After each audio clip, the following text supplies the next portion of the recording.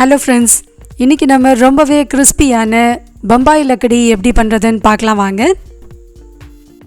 முதல்ல இதுக்கு 1 கிளாஸ் அளவுக்கு கோதுமை மாவு எடுத்துக்கலாம். சின்ன ஸ்பூனால் 1/4 ஸ்பூன் அளவுக்கு உப்பு சேர்த்து நல்லா கலந்து விட்டுட்டு 2 ஸ்பூன் அளவுக்கு நெய்யும் சேர்த்து நல்லா கலந்து விடலாம். நெய் சேர்த்து பண்ணும்போது ரொம்பவே கிறிஸ்பியாகவும் இருக்கும், அதே சமயத்தில் ரொம்ப டேஸ்டியாகவும் இருக்கும். நெய் சேர்த்து நல்லா மாவோடு சேர்த்து கலந்து விடலாம். 1/2 கிளாஸ் அளவுக்கு பொடித்த சர்க்கரையும் இது கூட சேர்த்து நல்லா கலந்துக்கலாம்.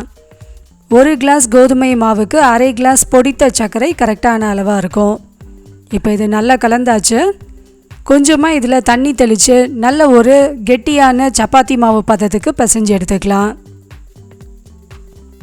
இதில் நம்ம பொடித்த சர்க்கரை சேர்த்துருக்கிறதுனால கொஞ்சம் இலகினா மாதிரியே இருக்கும், அதனால் கொஞ்சம் கொஞ்சமாக தண்ணி தெளித்து இதை நல்லா பிசைஞ்சு எடுத்துக்கலாம். மாவு இந்த பதத்தில் இருக்கணும், நம்ம கையிலையும் ஒட்டக்கூடாது, பாத்திரத்துலேயும் ஒட்டக்கூடாது, அதே சமயத்தில் ரொம்ப கல் மாதிரியும் இல்லாமல் கொஞ்சம் இலகினா மாதிரியே இருக்குது. இப்போ இதை நம்ம உடனே பண்ண ஆரம்பிச்சிடலாம்.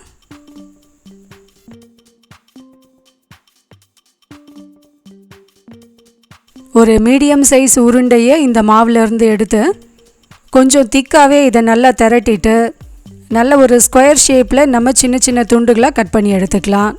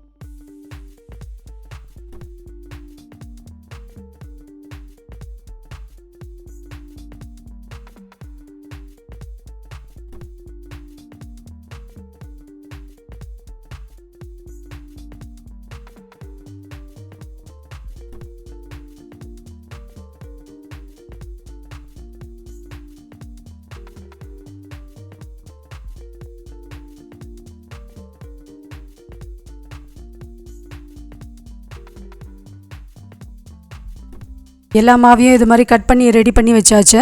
அடுத்து இதை நம்ம பொரிக்க ஆரம்பிச்சிடலாம்.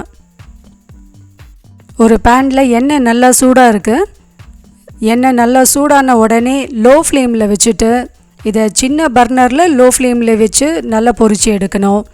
எக்காரணத்தை கொண்டும் நம்ம ஃப்ளேமை அதிகப்படுத்தக்கூடாது.